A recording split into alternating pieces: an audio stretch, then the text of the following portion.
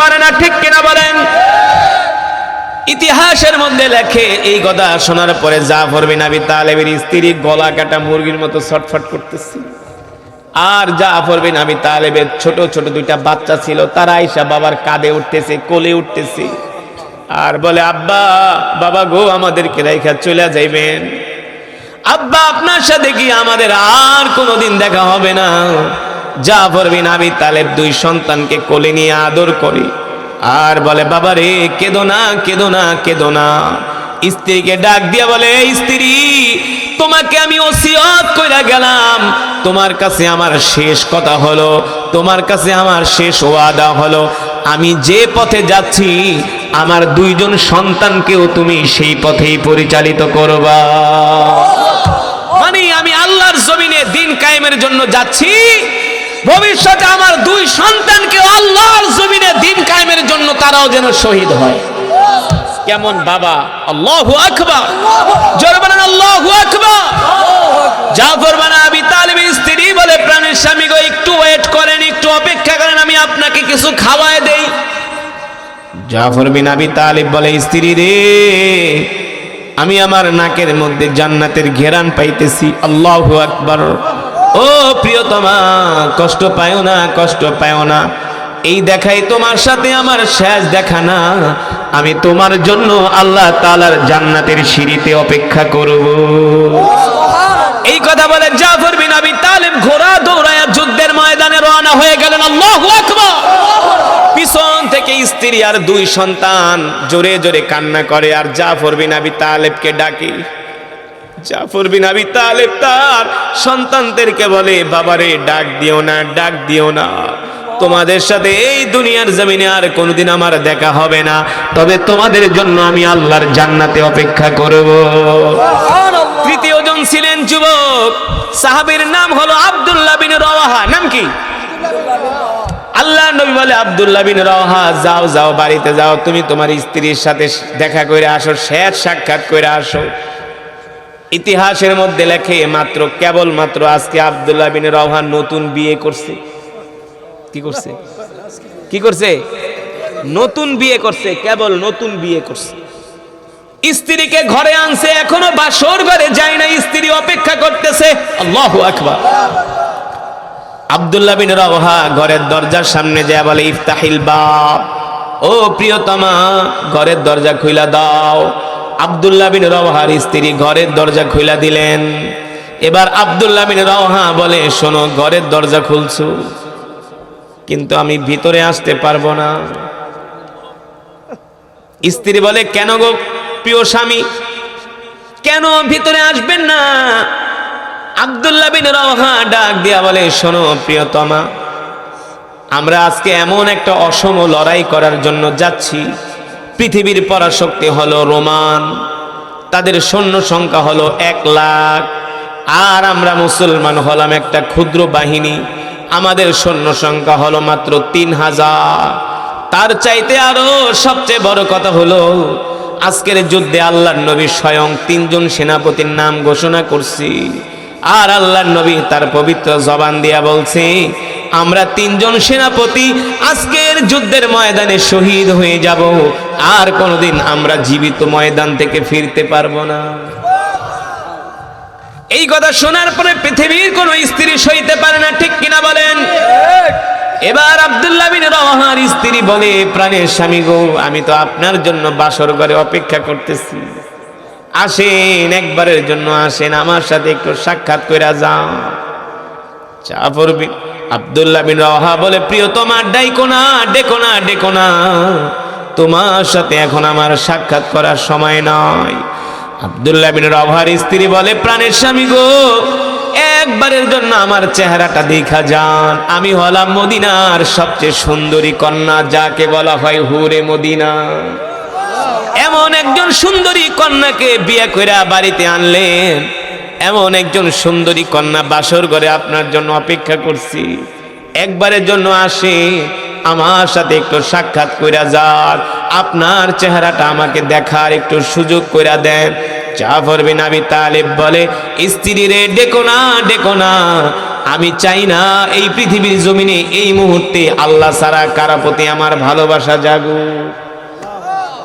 আল্লাহ তাআলা ছাড়া কারো প্রতি আমার ভালোবাসা জাগুক আমি চাই না, আমাকে বিদায় দিয়া দাও। জাফর বিন আব্দুল্লাহ বিন রাওয়াহার স্ত্রী বলে, প্রাণের স্বামী গো, একবারের জন্য আমার চেহারাটা দেখেন, আপনি তো শহীদ হয়েই যাবেন, যাতে কাল হাসরের ময়দানে আমি আমার স্বামীকে চিনতে পারি, আপনিও যাতে আপনার স্ত্রীকে চিনতে পারেন, একবারের জন্য একটু চেহারাটা আমার দেখা যান, আমাকেও দেখার সুযোগ করে দেন। আব্দুল্লাহ বিন রাওহা ঘরের দরজা খুইলা স্ত্রীর দিকে তাকায় বলে, ও প্রিয়তমা, আমারও ইচ্ছা ছিল তোমার সাথে আমি বাসর ঘরে মিলিত হব, কিন্তু সেই সুযোগ আমার হলো না। আল্লাহর জমিনে দিন কায়েমের জন্য আমি ময়দানে চলে যাইতেছি। আমি মনে করি আমার বাসর ঘরের চাইতে আল্লাহর জমিনে দিন কায়েম করাটা আমার জন্য জরুরি। সুবহানাল্লাহ। এবার আব্দুল্লাহ বিন রাওহা যুদ্ধের ময়দানে রওনা দিয়া দিলেন। আল্লাহর নবী স্বয়ং 3000 সাহাবীকে বিদায় দেওয়ার জন্য সানাওয়াতুল ওয়াদা পর্যন্ত আগায় দিলেন। আল্লাহু আকবার। 3000 সাহাবী 3 জন সেনাপতির নেতৃত্বে মুতার প্রান্তরের দিকে রওনা শুরু করলেন। জর্দানের একটা সীমান্তবর্তী এলাকায় যায় মুতা নামক স্থানে সাহাবীরা যুদ্ধের ময়দানের জন্য তারা তাবু গাড়লেন, প্রস্তুতি নিলেন। রোমান সৈন্যরা গোয়েন্দা পাঠাইছে, যায় দেখো তো মুসলমানের কি অবস্থা, তাদের সৈন্য সংখ্যা কত। রোমান গোয়েন্দারা আইসা দেখে মাত্র মুসলমান 3000 সৈন্য নিয়ে ময়দানে আসছে। ওইদিকে রোমানদের সৈন্য হলো 1 লাখ। কয় লাখ? শুধু 1 লাখ না, আরব কাফেররা, আরব মুশরিকরা, খ্রিস্টানরা রোমানদেরকে সাহায্য করার জন্য আরো রিজার্ভ সৈন্য পাঠাইছে 1 লাখ। তার মানে হলো কয় লাখ? 2 লাখ। এবার রোমানদের সৈন্য হলো 1 লাখ, তারা মিত্ররা দিল 1 লাখ, 2 লাখ। এবার 2 লক্ষ সৈন্যের বিরুদ্ধে মাত্র 3000। কয় হাজার? আমরা হইলে কি কইতাম, এই মিয়া তোমার কি মাথা নষ্ট নাকি মৌলবি, 3000-এ কি মারবা নাকি? 2 লক্ষ কাফেরের সাথে সৈন্যর সাথে 3000 কোনদিন যুদ্ধের ময়দানে যুদ্ধ করে বিজয় অর্জন করা সম্ভব? আসলে সম্ভব, কিন্তু সম্ভব কার পক্ষে? জোরে বলেন কার পক্ষে? এই দৃশ্য দেখা কিছু সাহাবীদের মন ভেঙে গেল যে 2 লাখের বিরুদ্ধে আমরা 3000 কিভাবে যুদ্ধ করব। এই অবস্থা দেখার পরে যায়েদ বিন হারেসা, আব্দুল্লাহ বিন রাওহা, জাফর বিন আবি তালেব বুঝতে পারলেন সাহাবীরা কিছুটা মন ভাঙা পড়ছে। জাফর বিন আবি তালেব, আব্দুল্লাহ বিন রাওহা, যায়েদ ইবনে হারেসা তরবারি নিয়ে ময়দানে দাঁড়ায় একটা ভাষণ দিলেন। কি দিলেন? জোরে বলেন। এমন একটা ভাষণ দিলেন আর বললেন, এ 3000 মর্দে মুজাহিদ শোনো, রোমানরা 2 লক্ষ হতে পারে, আমরা 3000 হতে পারে। রোমানরা যদি যুদ্ধের ময়দানে ওরা যদি আমাদের হাতে নিহত হয়, ওরা যাবে ফি নারে জাহান্নামা খালিদিনা ফিহা আবাদা, ওরা চিরকালের জন্য জাহান্নামী হয়ে যাবে। ঠিক কিনা বলেন? আর আমরা যদি যুদ্ধের ময়দানে শহীদ হয়ে যাই, আমরা চিরকালের জন্য জান্নাতি হয়ে যাব। আল্লাহু আকবার। আর কথা মনে রাখবা, যুদ্ধের ময়দানে অস্ত্র দিয়া মুসলমানদের বিজয় আসে না, সৈন্য দিয়া মুসলমানদের বিজয় আসে না। যুদ্ধের ময়দানে মুসলমানদের বিজয় আসে আল্লাহর পক্ষ থেকে। কার পক্ষ থেকে? মুসলমানদের যুদ্ধের বিজয় এই ফয়সালা হয় আসমান থেকে। ঠিক কিনা বলে? আমাদের কাজ হলো 3000 2 লক্ষ কাফেরের উপরে ঝাঁপায় পড়া, কিন্তু বিজয় দেওয়ার মালিক আল্লাহ। কেমন ঈমান ছিলেন সাহাবীদের, চিন্তা করো কেন। 3000-এ যদি শহীদ হয়ে যায় আমরা তো জান্নাতে চলে যাব, আর যদি যুদ্ধ করে বিজয় অর্জন করি তাহলে গাজী হয়ে যাব। আল্লাহু আকবার। ভয় পাওয়ার কোনো কারণ নাই, চিন্তা করার কোনো কারণ নাই। আল্লাহু আকবার। এবার 3000 সাহাবী যুদ্ধের জন্য প্রস্তুতি হয়ে গেলেন। প্রথমেই আল্লাহ রসুলের পালক পুত্র যায়েদ ইবনে হারেসা বীর দর্পে রোমানদের উপরে ঝাঁপায় পড়লেন। সুবহানাল্লাহ বলবেন। এক আক্রমণে কয়েকশো রোমান কাফেরদেরকে যায়েদ বিন হারেসা একাই হত্যা করলেন। এই দৃশ্য দেখা রোমানরা কিছুটা ভয় পেয়ে গেল। কিরে, মুহাম্মদের 3000-এর বাহিনী আমাদের 200-300 কাফেরকে সৈন্যকে শেষ করে দিছে। রোমান সৈন্যরা যায়েদ বিন হারেসাকে চতুর্দিক থেকে ঘিরে ধরল। কেউ তীর মারে, কেউ তরবারি দিয়ে আঘাত করে, কেউ বর্ষা দিয়ে আঘাত করে। যায়েদ বিন হারেসা এক পর্যায়ে লড়াই করতে করতে যুদ্ধের ময়দানে যায়েদ বিন হারেসা শহীদ হয়ে যায়। আল্লাহু আকবার। এবার যায়েদ বিন হারেসা হাত দিয়া জাফর বিন আবি তালেবরে ইশারা করে, ভাই আমার কাছ থেকে এবার যুদ্ধের পতাকা নিয়ে তুমি ময়দানে নামো। এবার জাফর বিন আবি তালেব যুদ্ধের পতাকা নিয়ে ঘোড়া দৌড়ায় রোমানদের কলিজায় যে আঘাত শুরু করলো। আল্লাহু আকবার। একা একা জাফর বিন আবি তালেব কয়েকশো রোমান কাফেরকে মুহূর্তের মধ্যেই জাহান্নামে পাঠায় দিল। আল্লাহু আকবার। এই অবস্থা দেখা রোমানরা এত ভয় পায় গেল, জাফর বিন আবি তালেবকে কয়েক হাজার সৈন্য চতুর্দিক থেকে ঘিরে ধরল। এমন ভাবে জাফর বিন আবি তালেবরে আক্রমণ করে, জাফর বিন আবি তালেবকে তাদের তরবারির নাগালে পায় না। দেখে জাফর বিন আবি তালেব যেই দিকে যায় ওই দিকে আর রোমান সৈন্যদের মাথা খুঁজে পাওয়া যায় না। সুবহানাল্লাহ বলবেন না? দেহ থেকে মাথাগুলো শুধু জমিনে বিচ্ছিন্ন হয়ে পড়ে যায়। আল্লাহু আকবার। রোমান সৈন্যরা জাফর বিন আবি তালেবকে থামাতে না পাইরা কি করলো, জাফর বিন আবি তালেবের ঘোড়ার একটা পা কেটে দিল। ঘোড়ার পা কেটে দেওয়ার পরে এখন তো আর ঘোড়া দৌড়াইতে পারে না। ঘোড়া মুতার প্রান্তরে, ঘোড়া এক পাও নাই, রক্ত বের হয়ে ঘোড়া জমিনের মধ্যে ছটফট করে লাফাইতেছে। আল্লাহু আকবার। এবার জাফর বিন আবি তালেব ঘোড়া থেকে লাফ দিয়া জমিনে পড়ে এবার ঘোড়া ছাড়াই রোমানদের সাথে লড়াই করতে শুরু লাগলো। এমন লড়াই, অসম লড়াই। একা জাফর বিন আবি তালেব যেই দিকে যায় সেই দিকেই কাফেরদেরকে আর খুঁজে পাওয়া যায় না। কাফেরদের মাথাগুলো দেহ থেকে বিচ্ছিন্ন করে। ইতিহাসের মধ্যে আছে জাফর বিন আবি তালেব রোমানদেরকে এমন মারা মারছে, এমন ভাবে তার তরবারি দিয়া ওদেরকে আক্রমণ করছে, রোমান সৈন্যদের রক্তে আর চর্বিতে জাফর বিন আবি তালেবের তরবারি একেবারে রক্তে লাল হয়ে গেছে। তরবারির মধ্যে চর্বি জমা হয়ে গেছে। জাফর বিন আবি তালেবকে থামাইতে পারেন। আল্লাহু আকবার। পুরা জাফর বিন আবি তালেবের শরীর রক্তাক্ত হয়ে গেছে কাফেরদেরকে মারতে মারতে। আল্লাহু আকবার। পিছন থেকে একজন কাফের আইসা জাফর বিন আবি তালেবের ডান হাতে একটা আঘাত করে। এক আঘাতে জাফর বিন আবি তালেবের হাত দেহ থেকে বিচ্ছিন্ন হয়ে যায়। এবার জাফর বিন আবি তালেব দাঁত দিয়া কালেমার পতাকাটা আঁকড়া ধইরা বাম হাত দিয়ে তাদের সাথে লড়াই করতেছে। আল্লাহু আকবার। এক পর্যায়ে লড়াই করতে করতে জাফর বিন আবি তালেব আবার রোমানদেরকে হত্যা করতে করতে কিছু কাফের পিছন দিক থেকে আইসা জাফর বিন আবি তালেবের বাম হাতে একটা আঘাত করে। এক আঘাতে জাফর বিন আবি তালেবের বাম হাত দেহ থেকে বিচ্ছিন্ন হয়ে যায়। এবার আর জাফর বিন আবি তালেবের ডান হাতও নাই, বাম হাতও নাই। কালেমার পতাকাটা দাঁত দিয়া কামড় দিয়া জাফর বিন আবি তালেব আকাশের দিকে তাকায় আছে। রোমান সৈন্যরা আইসা জাফর বিন আবি তালেবের ডান পা কেটে ফেললো। এবার জাফর বিন আবি তালেব বাম পাও দিয়া জমিনে দাঁড়ায় আছে। কালেমার পতাকাকে জমিনে পড়তে দেয় না, মাটিতে পড়তে দেয় না। এবার এক কাফের আইসা জাফর বিন আবি তালেবের বাম পাটাও কেটে ফেললো। এবার জাফর বিন আবি তালেবের ডান হাতও নাই, বাম হাতও নাই, ডান পাও নাই, বাম পাও নাই। পুরা দেহটা যুদ্ধের ময়দানে পড়ে আছে। আর কালেমার পতাকাটা দাঁত দিয়া কামড় দিয়া জাফর বিন আবি তালেব আসমানের দিকে উঁচু করে রাখছে। জোরে বলেন সুবহানাল্লাহ।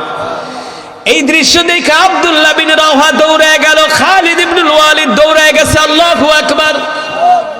এবার জাফর বিন আবি তালেব খালিদ ইবনুল ওয়ালিদকে ডাক দেয়া বলে, খালিদ শোনো শোনো, আল্লাহ নবীকে বইলো কাফেররা মুতার প্রান্তরে জাফর বিন আবি তালেবের ডান হাত কেটে ফেলেছে, বাম হাত কেটে ফেলেছে, ডান পা বাম পা কেটে ফেলেছে।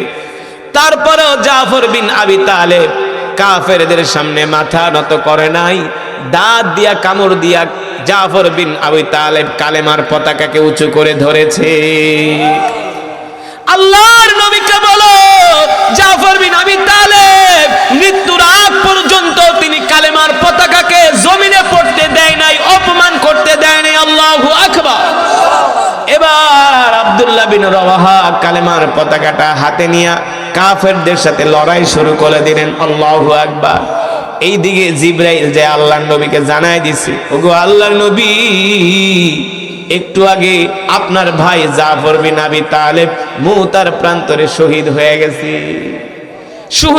শুধু শহীদ হয় নাই, জাফর বিন আবি তালেবের ডান হাত কাফেররা কেটে ফেলেছে, বাম হাত কাফেররা কেটে ফেলেছে, ডান পা কাফেররা কেটে ফেলেছে, বাম পা কাফেররা কেটে ফেলেছে।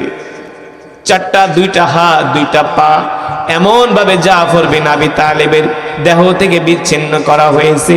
শুধু দেহটা ছাড়া জাফর বিন আবি তালেবের আর কিছুই বাকি ছিল না। কিন্তু আল্লাহর পয়গম্বর শুনেন, জাফর বিন আবি তালেব কালেমার পতাকা দাঁত দিয়া কামড় দিয়া ধইরা রাখছে, কালেমার পতাকা জমিনে পড়তে দেয় নাই। আল্লাহু আকবার। এই কথা শোনার পরে আল্লাহর নবী কান্না করতে করতে দৌড়ায়া জাফর বিন আবি তালেবের বাড়িতে গেছে। জাফর বিন আবি তালেবের সন্তানরা মনে করছে তার বাবা যুদ্ধের ময়দান থেকে ফিরে আসবে, আল্লাহর নবী সেই খবর দেওয়ার জন্য গেছে। জাফর বিন আবি তালেবের ছোট ছোট দুইটা মাসুম বাচ্চা দৌড়ে আল্লাহর নবীর কাছে আসছে, আয়েশা বলেন আমার আব্বু কখন আসবে? আল্লাহর নবী দুই সন্তানকে কোলে নিয়ে জাফর বিন আবি তালেবের স্ত্রীর কাছে গেছে। এদিকে আসো, মন খারাপ করো না, কষ্ট পাও না, তোমার প্রিয়তম স্বামী জাফর একটু আগে যুদ্ধের ময়দানে শহীদ হয়ে গেছে। জোরে বলেন আল্লাহু আকবার। জাফর বিন আবি তালেব শহীদ হয়ে গেছে। এই কথা শোনার পরে জাফর বিন আবি তালেবের স্ত্রী গলা কাটা মুরগির মতো ছটফট করতেছে। আল্লাহ নবী বলে, জাফর বিন আবি তালেবের স্ত্রী কেঁদো না, কেঁদো না, কেঁদো না, ইসবির, সবর করো, ধৈর্য ধরো, তোমার সাথে আল্লাহ জাফর বিন আবি তালেবের জান্নাতে মিলিত করিয়ে দিবে। জোরে বলেন সুবহানাল্লাহ। আল্লাহ নবী চলে আসলেন। একজন সাহাবী জাফর বিন আবি তালেবকে রাত্রিবেলা স্বপ্ন দেখলেন। আল্লাহু আকবার। দেখেন জাফর বিন আবি তালেব জান্নাতের মধ্যে পাখি হয়ে ঘুরতেছে। জাফর বিন আবি তালেবের দুই হাতের পরিবর্তে আল্লাহ তার বাহুর মধ্যে দুইটা ডানা লাগায় দিছে, ডানা। ওই সাহাবী জিজ্ঞেস করলেন, জাফর, এ জান্নাতের মধ্যে তুমি পাখি হয়ে ঘুরতেছো, কারণ কি? জাফর বিন আবি তালেব ডাক দিয়া বলে, দোস্ত রে, কাফেররা যুদ্ধের ময়দানে আমার দুই হাত দুই পা কেটে ফেলেছে, আমার তো এখন আর দুই হাতও নাই, দুই পাও নাই, আমি চলবো কিভাবে? এই কারণে আল্লাহ তাআলা ওই দুই হাতের পরিবর্তে আল্লাহ তাআলা আমার দুইটা বাহুর মধ্যে পাখির দুইটা ডানা লাগায় দিছে, আর আমি ডানা দিয়া জান্নাতের মধ্যে ঘুরতেছি আর জান্নাতের নাজ নিয়ামত ভক্ষণ করতেছি। আল্লাহু আকবার। জোরে বলেন আল্লাহু আকবার। এই কারণে তার নাম হলো জাফর বিন তাইয়ার। জাফর বিন তাইয়ার। সাহাবীরা স্বপ্ন দেখে জাফর বিন আবি তালেব জান্নাতের ভিতরে পাখির মতো ঘুরে, আঙ্গুরের বাগানে যায়, ফলের বাগানে যায়, জান্নাতে ঘুরে, আর সে আনন্দ করতেছে। সুবহানাল্লাহ বলে। জাফর বিন আবি তালেব বলে, দোস্ত, আল্লাহর জমিনে দিন কায়েমের জন্য আমি আমার রক্ত দিছি, আমি আমার জান দিছি, আমি আমার মাল দিছি, আমি আমার জীবনটাকে আল্লাহর জন্য বিলায় দিছি, কিন্তু রব জান্নাতের মধ্যে আমাকে এমন নিয়ামত দিছে যে নিয়ামত পায়া আমি আমার দুই চোখ শীতল হয়ে গেছে, শীতল হয়ে গেছে। মুসলমান, আল্লাহকে পাওয়া এত সোজা না, জান্নাত পাওয়া এত সোজা না। জান্নাত পেতে হলে ঘর থেকে বের হতে হয়, ঠিক কিনা বলেন? কিছু মানুষ আছে ঘর থেকে বের হয় না, মসজিদে আসে না, দিনের কাজে যায় না, ওয়াজ মাহফিলে যায় না, শুধু কাঁথা আর কম্বল গরম। দুনিয়াতে যদি শারীরিক কোনো রোগ হয়, কি হয়? শারীরিক রোগ হইলে, গ্যাস্ট্রিকের ব্যথা হলে, জ্বর হলে, আলসার হলে, ক্যান্সার হলে, ডায়াবেটিস হইলে কাদের কাছে যেতে হয়? ডাক্তারের কাছে যেতে হয়, ঠিক কিনা বলেন? ওই শারীরিক রোগের চাইতেও আল্লাহ নবী বলেন মানুষের আত্মার রোগ হলো সবচেয়ে বড় রোগ। মানুষের শরীর যদি নষ্ট হয়ে যায়, ডাক্তারের চিকিৎসা দিয়া তাকে সুস্থ করানো যায়, কিন্তু মানুষের অন্তর যদি নষ্ট হয়ে যায়, কলব যদি নষ্ট হয়ে যায়, ওই মানুষটা দুনিয়ার জমিনে আর মানুষ থাকে না, ওই মানুষটা একটা হাইওয়ান, জানোয়ার, পশুর চেয়ে নিকৃষ্ট হয়ে যায়।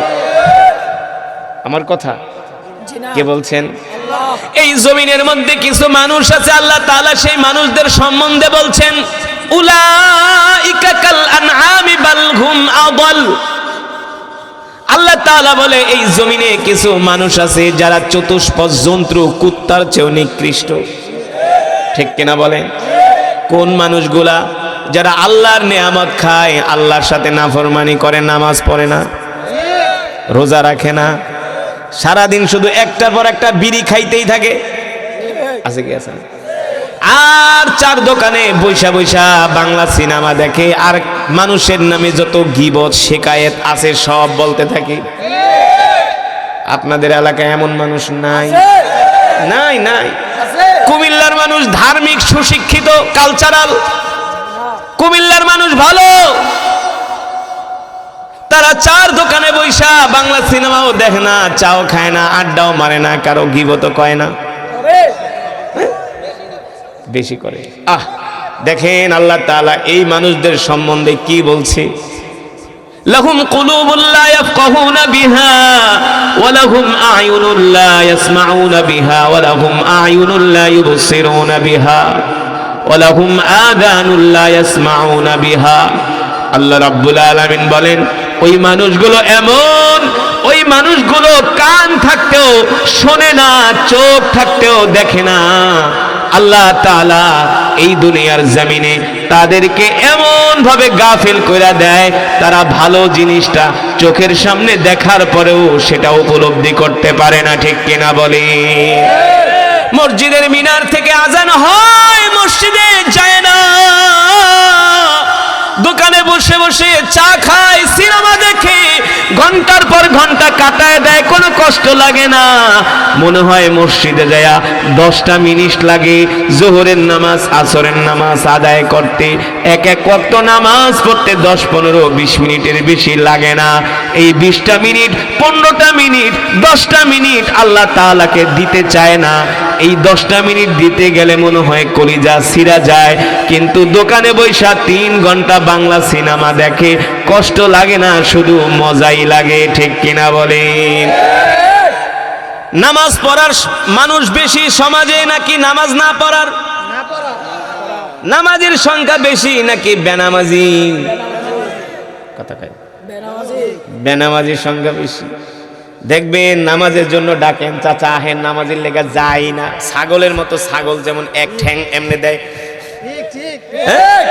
এত ডাকে, আহে না, কই না তুই যা, তুই যা। হাসি তামাশার জন্য বলি না, ওই মানুষগুলার অন্তর নষ্ট হয়ে গেছে, তারা জাহান্নামের দিকে হাসতে হাসতে দৌড়াইতেছে, কিন্তু মসজিদের দিকে যাইতে চায় না। নামাজের কথা বললে মুখ কালা কইরা ফালায়, নামাজের কথা বললে কষ্ট হয়। আল্লাহ তাআলা বলে ওই মানুষগুলো হলো উলাইকা কাল আনআমি বাল হুম আদাল, তারা চতুষ্পদ জন্তুর চাইতেও নিকৃষ্ট। ঠিক কিনা বলে? দেখবেন আপনি একটা কুকুরকে যদি একটা রুটি খাওয়ান, ওই কুকুরটা কম হইলো আপনার পিছনে 1 মাস ঘুরবো। হ্যাঁ, আপনার ঘরের সামনে আইসা কুকুর বৈশা থাকবো, আপনি বের হওয়ার সাথে সাথে দেখবেন আপনার পিছনে পিছনে দৌড়াইবো। কিন্তু রুটি দিছেন কয়টা? জোরে বলেন। আল্লাহ তাআলা কুকুরের সাথে মানুষকে কেন তুলনা দিল? কারণ কি? আল্লাহ তাআলা বলে, বান্দারে আমি তোদেরকে এত নিয়ামত খাওয়াইলাম, গরু খাওয়াইলাম, মুরগি খাওয়াইলাম, খাসি খাওয়াইলাম, গরুর দুধ খাওয়াইলাম, মুরগির ডিম খাওয়াইলাম, আমি তোদেরকে তরমুজ দিলাম, বাঙ্গি দিলাম। এই যে ক্ষেতের ভিতরে লাগান আর রাস্তায় বয়া বয়া বেচেন, আপনার কোন দাদাই মাটির নিচ থেকে এই তরমুজগুলো এত বড় বড় তরমুজ উঠায় দেয়? বিচি লাগান একটা এতটুক, আর তরমুজ হয় এত বড়। কথা কন। তরমুজ কাটলে ভিতরে কত সুন্দর রস, কত সুন্দর মিষ্টি, পরিমাণ মতো মিষ্টি দেওয়া, কমও না বেশিও না। সুবহানাল্লাহ বলবেন না? আল্লাহ তাআলা বলে, ওয়া ইন তাউদ্দু নি'মাতাল্লাহি লা তুহসুহা ইন্নাল্লাহা লাগাফুরুর রহিম। আল্লাহু আকবার। আল্লাহ তাআলা বলে, বান্দারে আমি আল্লাহ তোদেরকে এত নিয়ামত দিছি, এত নিয়ামত খাওয়াইছি, আমার নিয়ামত গণনা কইরা কোনোদিন শেষ করতে পারবি না। সুবহানাল্লাহ বলে। আল্লাহ তাআলা বলে, বান্দা কি মনে করছস এই যে তোদেরকে গরু খাওয়াইতেছি, মুরগি খাওয়াইতেছি, খাসির গোস্ত খাওয়াইতেছি, গরুর দুধ খাওয়াইতেছি না, নেয়ামত আর নেয়ামত, নেয়ামত আর নেয়ামত। আল্লাহ তাআলা বলে বান্দারে মনে করিস না আমি আল্লাহ তোদেরকে এমনি এমনি এত নেয়ামত খাওয়াইতেছি। এ যুবক তুমি মনে কইরো না তোমাকে আল্লাহ এত নেয়ামত খাওয়াইতেছে, তোমার শরীরে শক্তি, এই শক্তি তুমি দ্বীনের পথে, ইসলামের পথে খরচ করো না, এই শক্তি দিয়া হাইটা হাইটা মসজিদে যাও না, এই চোখ দিয়া তুমি দেখা দেখা আল্লাহর কোরআন পড়ো না, তোমার শক্তি আছে তুমি হাইটা হাইটা ওয়াজ মাহফিলে আসো না, ওয়াজ মাহফিলে বৈশা কোরআনের বয়ান শোনো না। তুমি মনে করো আমার শরীরে আজকে এত শক্তি, আমি একজন সুদর্শন যুবক, শক্তিশালী যুবক, এলাকার সব মানুষ আমারে ভয় পায়। তোমার মতো কত যুবক অকালে মৃত্যুবরণ কইরা তার হাড্ডিগুলো মাটির সাথে মিশে গেছে, ঠিক কিনা বলেন? আল্লাহ তাআলা বলেন আফা হাসিবতুম আন্নামা খলাকনাকুম আবাসাও ওয়া আন্নাকুম ইলাইনা লা তুরজাউন। আল্লাহ রাব্বুল আলামিন বলেন নবী আপনি তাদেরকে বলে দেন তারা কি ধারণা করে, উপলব্ধি করে আমি আল্লাহ তাদেরকে এমনি এমনি সৃষ্টি করেছি? আল্লাহ তাআলা বলে না না না, আমি তাদেরকে এমনি এমনি সৃষ্টি করি নাই, আমি আল্লাহ তাদেরকে সৃষ্টি করেছি আমার ইবাদত করার জন্য, আমার হুকুম মানার জন্য, আমার গোলামি করার জন্য। যদি তারা আমার ইবাদত না করে আমি আল্লাহ কাল হাসরের ময়দানে তাদের থেকে কড়ায় গন্ডায় হিসাব নিয়ে দেখায় দিব, ঠিক কিনা বলে? যুবক তোমার এই যৌবন থাকবে না, তোমার এই স্বাস্থ্য থাকবে না, একদিন শরীরের চামড়া ঘুচিয়ে যাবে, চোখে দেখবা না, কানে শুনবা না, লাঠে ভর দিয়া দিয়া হাঁটবা, ঠিক কিনা বলে? এই শরীর এই দেহ মাটিতে খাবে, পোকায় খাবে, ঠিক কিনা বলে? আল্লাহ রাব্বুল আলামিন বলেন এ দুনিয়ার মানুষ, ইয়া আইয়ুহাল ইনসানু মা গররাকা বিরাব্বিকাল কারীম। আল্লাহ তাআলা বলে এ দুনিয়ার মানুষ আমি আল্লাহ তোদেরকে এত খাওয়াই, এত পড়াই, এত নেয়ামত দেই, তারপরেও তোরা আমার ইবাদত করস না। মসজিদের মিনার থেকে আজান দিলে আমি আল্লাহ তোদেরকে মসজিদে পাই না, ওয়াজ মাহফিলে তোদেরকে মসজিদে পাই না, দ্বীনের কাজে তোদেরকে মসজিদে পাই না। এ দুনিয়ার মানুষ পৃথিবীর এমন কোন শক্তি আছে যারা কিনা আমার আল্লাহর কাছ থেকে তোদেরকে দূরে সরায় রাখে? আল্লাহ রাব্বুল আলামিন কোরআনুল কারীমের মধ্যে বলেন যখন মসজিদের মিনার থেকে আজান দেয়, আমার বান্দারা যখন মসজিদে যায় না, ওয়াজ মাহফিলে যখন আসে না, দিনের কাজগুলো যখন করে না, তখন আল্লাহ বলে আমি এত কষ্ট পাই, এত কষ্ট পাই, আমি আল্লাহ ওই বান্দার উপরে এত রাগান্বিত হই, ওই বান্দার উপরে আমি আল্লাহ এত রাগান্বিত হই, আমার বান্দা যে আমার হুকুম মানে না, এই কারণে আমি লজ্জা পাই। আর দুনিয়াতে আমার যেই বান্দা আমাকে লজ্জা দেয়, আমাকে কষ্ট দেয়, কাল হাসরের ময়দানে আমি আল্লাহ সেই বান্দার দিকে ফিরেও তাকাবো না, ফিরেও তাকাবো না।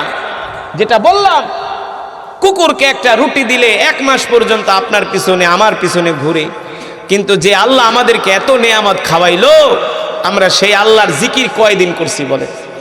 কয়দিন ঘরে বসে বসে একটু আল্লাহর জিকির করছেন? কয়দিন মসজিদে যায় বসে বসে আল্লাহর জিকির করছেন? কয়দিন দোকানে বসে বসে আল্লাহর জিকির করছেন? কয়দিন খেতে কাম করতে যায় আল্লাহর জিকির করছেন? কোনোদিন না।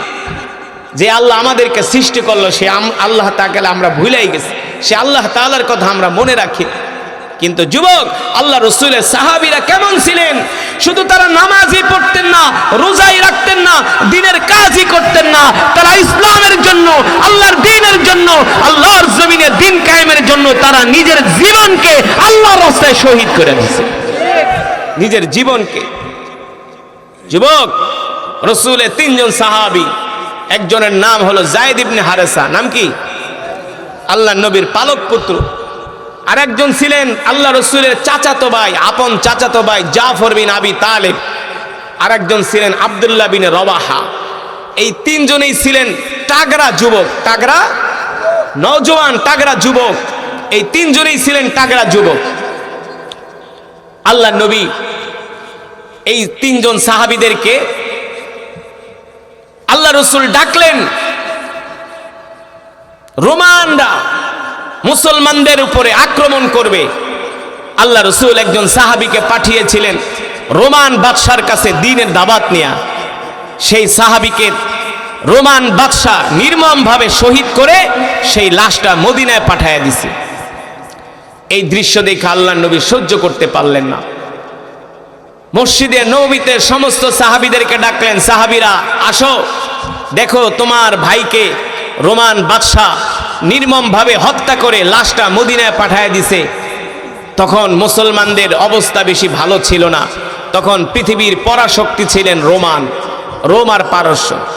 আল্লাহ নবী সব সাহাবীদেরকে ডাকছেন, 3000 সাহাবী, দেখো তোমার ভাইদেরকে এইভাবে হত্যা করে লাশ মদিনায় পাঠায় দিছে, তোমরা এই ব্যাপারে কি ব্যবস্থা নিবা বলো। ও যুবক, সাহাবীরা এমন উত্তর দিলেন যেই উত্তরের কথা শুনলে আমরা বিস্ময় হয়ে যাই, অবাক হয়ে যাই। কেমন ছিল আল্লাহ রসুলের সাহাবীদের ঈমান, কেমন ছিল তাদের দ্বীনের প্রতি ভালোবাসা, আল্লাহ রসুলের প্রতি মহব্বত। আমরা যদি হইতাম তাহলে সব মুসলমানগুলা মুনাফিক হইয়া দৌড়াইয়া পালাইয়া চলে যাইতাম। কারণ আমরা তো ঠিকমতো নামাজই পড়ি না, রোজাই রাখি না, দ্বীনই মানি না, ইসলামই মানি না। মুসলমান হইয়াও তো এখন দাঁড়ায় দাঁড়ায় পেশাব করে, ঠিক কিনা বলেন? আর সাহাবীরা কেমন ঈমানওয়ালা ছিল, তারা জানতো রোমানরা, পারস্যরা হলো পৃথিবীর পরাশক্তি। রসুলের সাহাবীকে নির্মমভাবে হত্যা করে লাশ মদিনায় পাঠায় দিছে রোমানরা। এই দৃশ্য দেখে 3000 সাহাবী গর্জে উঠলেন আর আল্লাহর নবীকে বললেন, ওগো আল্লাহর পয়গম্বর, রোমানরা পৃথিবীর পরাশক্তি হতে পারে, আমাদের চাইতে তারা শক্তির দিক থেকে এগিয়ে থাকতে পারে, অস্ত্রের দিক থেকে এগিয়ে থাকতে পারে। আমরা ওদের চাইতে সংখ্যায় কম হতে পারি, সংখ্যায় নগণ্য হতে পারি, ওদের সাহস থাকতে পারে, অস্ত্র থাকতে পারে, কিন্তু আমাদের বুক ভরা হলো ঈমানি শক্তি। আল্লাহু আকবার। ওগো আল্লাহর নবী, আপনি শুধু আমাদেরকে অর্ডার দেন, আমরা 3000 সাহাবী রোমানদের উপরে এমন আক্রমণ করব যা রোমানরা কোনোদিন ভুলতে পারবে না। আল্লাহু আকবার। আমরা রোমানদের কলিজার মধ্যে আঘাত করব, আমার ভাইদেরকে কেন রোমানরা হত্যা করলো। আল্লাহর নবী সাহাবীদের কথা শুনে এত খুশি হয়ে গেলেন। ও যুবক, 3 জন সাহাবীকে আল্লাহর পয়গম্বর সেই দিন যুদ্ধের ময়দানে সেনাপতি হিসাবে নিযুক্ত করলেন। প্রথম জনের নাম হলো যায়েদ ইবনে হারেসা, দ্বিতীয় জন হলো জাফর বিন আবি তালেব, আর তৃতীয় জন হলো আব্দুল্লাহ বিন রওয়াহা। আল্লাহর নবী বলেন, আইনা যায়েদ বিন হারেসা, ও যায়েদ তুমি কোথায়? যায়েদ দাঁড়ায় গেলেন। আল্লাহ নবী বললেন, আজকের যুদ্ধের ময়দানে তুমি 1 নম্বরে সেনাপতির দায়িত্ব পালন করবা। সুবহানাল্লাহ বলেন। আল্লাহ নবী বললেন, দ্বিতীয় নম্বরে আইনা জাফর বিন আবি তালেব কোথায়? জাফর বিন আবি তালেব দাঁড়ায় গেলেন। আল্লাহ নবী বললেন, জাফর তুমি 2 নম্বরে সেনাপতির দায়িত্ব পালন করবা। ও যুবক, ও বন্ধু, কথাটা ভালো করে খেয়াল করো গো দোস্ত, তারা কেমন ঈমান ছিল, তাদের ঈমানের পাওয়ার কেমন ছিল। 3 নম্বরে আল্লাহ নবী বললেন, আইনা আব্দুল্লাহ বিন রওয়াহা, এ আব্দুল্লাহ বিন রওয়াহা কোথায়? এই কথা বলার পরে আব্দুল্লাহ বিন রওয়াহা দাঁড়ায় গেলেন। এবার আল্লাহ নবী বললেন, শোনো সাহাবীরা, আমি যে 3 জন সাহাবীর নাম ঘোষণা করলাম, এই 3 জনই আজকে যুদ্ধের ময়দানে শহীদ হয়ে যাবে। এই 3 জনের একজনও জীবন নিয়ে আর ময়দান থেকে ফিরতে পারবে না। সুবহানাল্লাহ বলবেন না? সুবহানাল্লাহ বলবেন, সেই অনুভূতিটুকু আপনাদের নাই। আল্লাহ নবী বলতেছে, 3 জন সাহাবী আজকের যুদ্ধের ময়দানে শহীদ হয়ে যাবে, শহীদ, আর কোনোদিন ফিরে আসতে, এই জীবনেই তাদের শেষ, আর কোনোদিন তারা পৃথিবীতে বাঁচবে না, আজকেই তারা মরে যাবে, শহীদ হয়ে যাবে। সুবহানাল্লাহ বলে। আমরা হইলে কি হইতো অবস্থা? আমরা হইলে তো পালায় চলে যেত। আমাদের যে ঈমান। 3 জন সাহাবী হাসতেছে, একজন আরেকজনের দিকে তাকায় হাসতেছে আর বলে, দোস্ত আমাদের কত সৌভাগ্য, আজকে আমরা আল্লাহর দ্বীনের জন্য শহীদ হয়ে যাব। সুবহানাল্লাহ বলে। তারা হাসে, আর আমরা হইলে তো থরথর করে কাঁপতাম। আহ জীবনের সব শেষ না, এত সুন্দর করে বাড়িটা উড়াইলাম, বিয়াটাও করতে পারলাম না, সব শেষ। এত কষ্ট করে 8 টাকা কামাইলাম, ভোগ করতে পারলাম না, সব শেষ। কিন্তু আল্লাহর নবীর সাহাবীরা কেমন ছিলেন? আল্লাহর নবী বললে, যাও যাও, তুমি তোমার মার থেকে শেষ বিদায় নিয়ে আসো। রাসূলের সাহাবী যায়েদ বিন হারেসা বলে, ওগো আল্লাহর নবী, আমার পিতা তো হলেন আপনি, আর আমার মা হলেন আয়েশা, তিনি তো এখানেই আছেন, আমার তো আর যাওয়ার দরকার নাই। আমি তার চাইতে আমার তরবারিটা একটু ধার দিই, তার চাইতে আমি তরবারিটা একটু ধার দেই, কারণ আমি তো শহীদ হয়েই যাব, যাতে করে আমি হাজার হাজার রোমান সৈন্যদেরকে হত্যা করে শহীদ হইতে পারি। সুবহানাল্লাহ বলেন। সাহাবীদের ঈমান কেমন ছিল, তারা কেমন মুসলমান ছিল, আর আমরা কি গরু খাওয়া মুসলমান। 2 নম্বরে আল্লাহর নবী বললেন, জাফর বিন আবি তালেব, যাও তুমি তোমার স্ত্রীর কাছ থেকে অনুমতি নিয়ে আসো, শেষ বিদায় নিয়ে আসো। অনুমতি না, তুমি তোমার স্ত্রীর কাছ থেকে শেষ বিদায় নিয়ে আসো। জাফর বিন আবি তালেব দৌড়ায় বাড়িতে গেলেন, আর ডাক দিলেন, আইনা জাওজি, ও আমার স্ত্রী, ও আমার প্রিয়তমা, কোথায় আছো? আসো গো, তোমার সাথে আমি শেষ দেখা কইরা যাই। ও প্রিয়তমা, এই দুনিয়ার জমিনে আজকের পর থেকে তোমার সাথে আর আমার কোনোদিন সাক্ষাৎ হবে না। জাফর বিন আবি তালেবের স্ত্রী দৌড়ায়া রান্নাঘর থেকে আসলেন, আর বললেন, কেন গো প্রাণের স্বামী, এইভাবে কেন বলেন? কেন আপনার সাথে আর আমার দুনিয়াতে কোনোদিন দেখা হবে না? জাফর বিন আবি তালিব বলে, ও প্রিয়তমা, আজকে এমন একটা যুদ্ধে আমরা যাইতেছি, আমরা মুসলমান হলাম মাত্র 3000, আর যাদের বিরুদ্ধে আমরা যুদ্ধ করব তারা হলো 1 লাখ। কয় লাখ? পৃথিবীর পরাশক্তি 1 লক্ষ কাফেরের বিরুদ্ধে আমরা মাত্র ক্ষুদ্র 3000-এর একটা বাহিনী যুদ্ধের ময়দানে যাইতেছি। আর সবচেয়ে অবাক করার কথা বিষয় হলো, আল্লাহর নবী ঘোষণা দিয়া দিচ্ছে যে আমরা 3 জনে শহীদ হয়ে যাব। আমরা যে 3 জন কমান্ডার সেনাপতি, আমরা 3 জনেই শহীদ হয়ে যাব, আর কোনোদিন আমরা যুদ্ধের ময়দান থেকে ফিরে আসব না। এই দুনিয়ার জমিনে তোমার সাথে আর আমার কোনোদিন সাক্ষাৎ হবে না। জাফর বিন আবি তালেবের স্ত্রী বলে, প্রাণের স্বামী গো, কি বলেন? আমি তো আপনার জন্য রান্না করতেছি। জাফর বিন আবি তালিব বলে, ও প্রিয়তমা, রান্না করো না, রান্না বন্ধ করো, তোমার দুনিয়ার খাবার আমার দরকার নাই, আমি চাই না। আমি দেখতেছি, আমি আমার নাকের মধ্যে জান্নাতের খুশবুর ঘেরান পাইতেছি। জোরে বলেন সুবহানাল্লাহ। কিন্তু আমরা সেই নবীর উম্মত, আজকে আমরা নামাজ পড়ি না, জোহর যায়, আসর যায়, মাগরিব যায়, এশা যায়, ফজর যায়, আমাদের কোনো অনুভূতি নাই। ঠিক কিনা বলেন? আপনাদের হাতে ধরি, পায়ে পড়ি।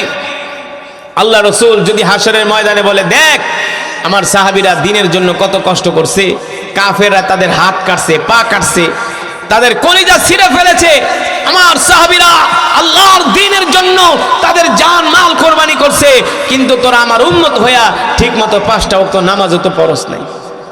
সেই দিন আমরা কি জবাব দিব আল্লাহর রসুলের সামনে? বলেন, কোনো জবাব দেওয়ার ভাষা নাই। এই কারণে যুবক, আল্লাহর বান্দারা, বাবারা, মারা, বোনেরা, মাইকের আওয়াজ যতটুকুন পর্যন্ত যায়, আপনাদের হাতে ধরি, পায়ে পড়ি। রসুলের সাহাবীরা যে কোরবানি করছে, এর ধারে কাছেও কোনোদিন আমরা যেতে পারবো না। কিন্তু 5টা ওয়াক্ত নামাজ তো আমরা পড়তে পারি, সেই 5টা ওয়াক্ত নামাজও পড়ে না, নামাজও পড়ে না। গত 2 বছর আগে আমি মতলবে একটা প্রোগ্রামে গেছি, ওই মাহফিল হয় 51 বছর পর্যন্ত। 51 বছর হয়ে গেছে ওদের মাহফিলের বয়স। আমাকে 51তম মাহফিলে দাওয়াত দিচ্ছে। আমি বললাম, ভাই 51তম মাহফিলে দাওয়াত দিচ্ছেন? বলে, হ হুজুর, এই মাহফিল আমগো বাপদাদারা কইরা গেছে, এখন আমরা করতেছি। বলে, হুজুর আপনার ওই মাহফিলে তো মাশাআল্লাহ 11তম, কম না? আর 1 বছর হইলে 1 যুগ হয়ে যাবে। বলে, হুজুর আপনারা 2-3 বছর ধরে ট্রাই করি, পাই না, এই বছর আপনারা পাইছি, তা আমাদের মাহফিলে তো আসছেন হুজুর, আমরা খুব খুশি। আজকের মাহফিলে এমন কেরাত পড়বেন, এমন টান দিবেন যাতে মাইকের ইউনিট কাটা যায়। কে আপনি আমাদের পাশের গ্রামে আইছিলেন গত 2 বছর আগে, কেরাতে টান দিয়া মাইকের 4টা-5টা ইউনিট কেটে ফেলাইছেন, এলাকায় খুব নাম হয়ে গেছে। একটা হুজুর আইছে এমন টান দিছে ওর মাইকই কেটে গেছে গা, ওর ইউনিটই কেটে গেছে। হুজুর এমন কেরাতে টান দিবেন আর এমন ওয়াজ করবেন যাতে মানুষ কাঁথার তলে থেকে উঠে আয়া পড়ে।